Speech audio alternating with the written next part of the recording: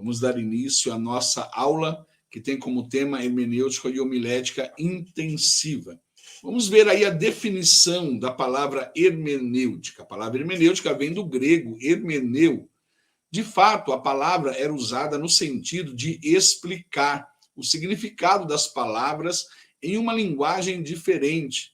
Ela está ligado a Hermes, nome que os gregos davam a Mercúrio, de uma palavra da língua grega que significa interpretação, pela razão de ser ele o mensageiro e intérprete dos deuses, na mitologia grega. Então, na mitologia grega, Hermes, ele era o mensageiro dos deuses do Olimpo, né? Muitos aí conhecem já a história. Então, é ele que traduzia, que interpretava ali a vontade dos deuses e trazia para os humanos. Então, nós vemos aí a hermenêutica na sua origem, na sua definição, vindo aí, tendo aí essa conotação. Porém, a hermenêutica que nós vamos estudar aqui é uma hermenêutica bíblica. E existem vários tipos de hermenêutica. Existe a hermenêutica jurídica, existe a hermenêutica na área da medicina, existe vários tipos de hermenêutica que nós, às vezes, nem conhecemos ou talvez nem ouvimos falar que havia isso. Vamos dar um exemplo.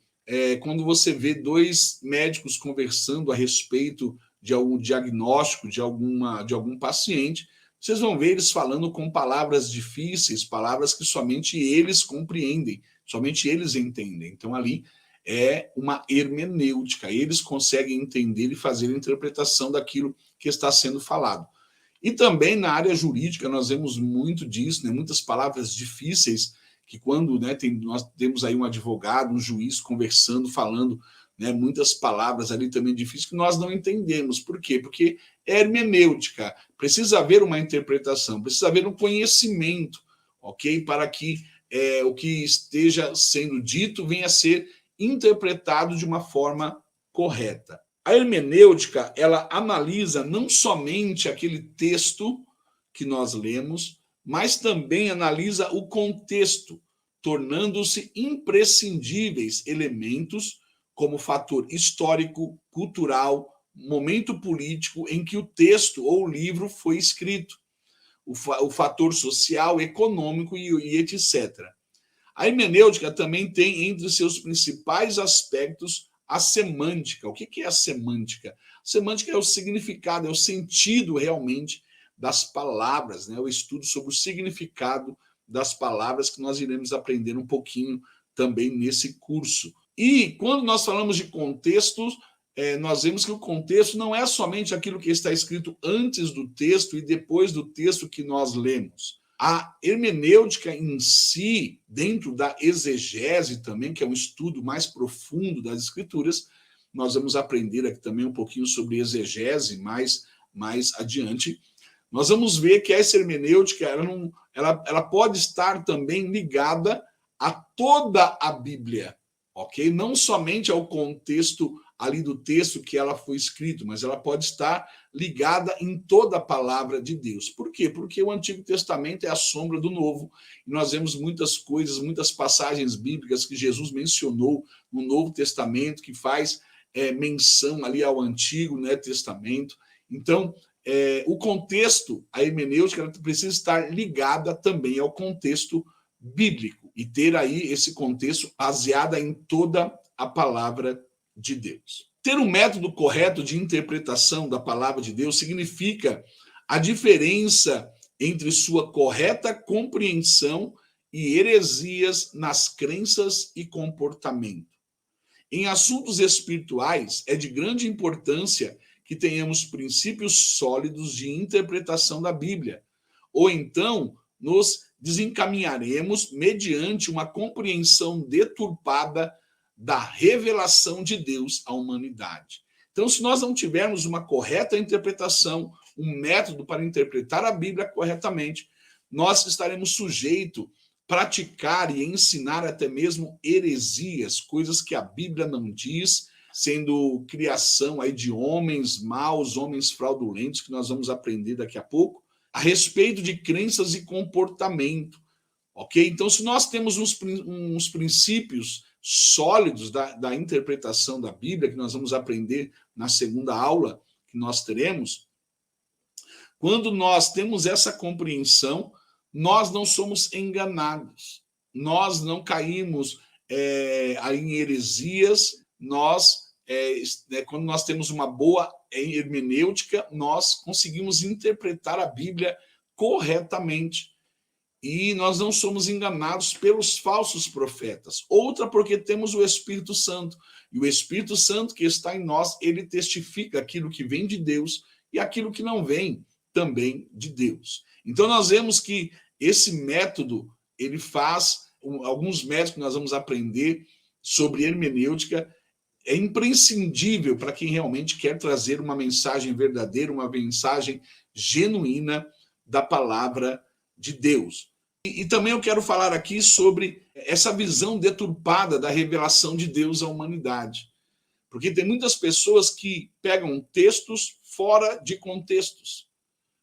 Então, tem muitas pessoas que leem um versículo da palavra de Deus, leem ali somente um trecho, e muitos fazem desse trecho, dessa pequena perícope que nós falamos na teologia, nessa pequena frase, doutrinas e regras, né, que são, como a Bíblia vai dizer, né, em Paulo, ele vai citar várias vezes, são doutrinas de homens, doutrinas de, até mesmo, muitas vezes, doutrinas de demônios, que eles fazem pegando textos isolados da palavra de Deus. E a Bíblia, ela explica a própria Bíblia.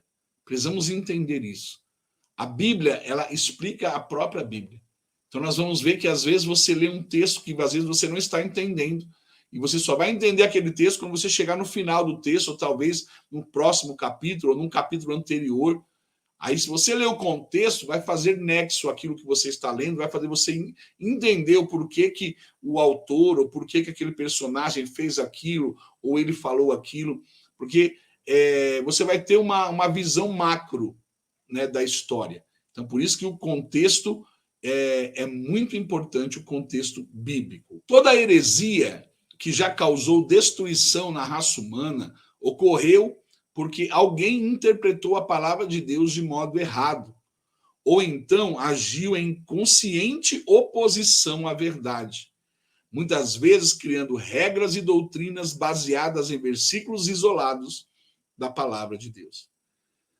Nós vamos aprender na próxima aula sobre os princípios gramaticais, sobre um princípio gramatical que é muito importante, de você aprender o significado das palavras, de você ter uma boa interpretação, de você saber conhecer bem o português, porque nós vemos muitas pessoas criando heresias, fazendo coisas erradas, porque não respeitam, né, vírgulas, não respeitam ali a acentuação, e ali eles fazem e criam ali heresias, que uma das heresias mais faladas na atualidade, né, quem nunca ouviu falar, se você não ouviu falar, você vai ouvir agora, aquele pastor que ele ali leu a Bíblia de uma forma errada, não respeitando ali a acentuação, e teve uma mulher casada que ela disse que sonhou e disse que ela precisava ter filhos ali, né, com o pastor. E o pastor ali, não tendo entendimento, leu a Bíblia e disse que estava lá, adultera com ela. E não é adultera, é adúltera, mulher adúltera. E ali ele entendeu adultera com ela. Então ele interpretou errado a Bíblia e ele foi e praticou aquele ato com a mulher, com permissão até do marido, né? Uma abominação, um escândalo que nós vimos aí acontecer, infelizmente, por essa falta. Então, existem muitas heresias. E nós vamos aprender o que é heresia. Heresia é tudo aquilo que fere a palavra de Deus. Heresia é tudo aquilo que fere as doutrinas principais da palavra. Nós vamos aprender também mais adiante a diferença de heresias para erros doutrinários, para divergências teológicas, porque muitos têm divergências teológicas, têm erros teológicos, mas não podemos aí igualar os erros teológicos, as divergências, que são as mudanças de pensamento, os diferentes pensamentos de um ou outro, com heresia. Então, a heresia é quando fere realmente a palavra de Deus, quando deturpa a palavra de Deus, ali pegando versículos isolados e até mesmo não compreendendo ali o texto, né, que está sendo lido ali eles interpretam ali da maneira que eles acham correto. Então vamos lá. A Bíblia Sagrada foi escrita em 3 idiomas antigos. Originalmente foi escrito no hebraico, no aramaico e no grego. Por que no aramaico? Porque o aramaico foi no tempo que o povo de Deus foi escravo na Babilônia e eles perderam ali também, né, a nação de Israel até mesmo deixou de ser nação. Nós vimos aí também, conhecemos aí um pouquinho da história, e eles estavam quase perdendo ali o hebraico, que era a sua língua original ali de Israel, né, quando eles foram invadidos, né, por Nabucodonosor ali, eles foram levados ali como cativos para a Babilônia, e na Babilônia eles falavam em aramaico, então eles aprenderam a falar em aramaico na Babilônia. Então lá na Babilônia eles tiveram que escrever, né, muitos escritos foram escritos ali, alguns deles em aramaico.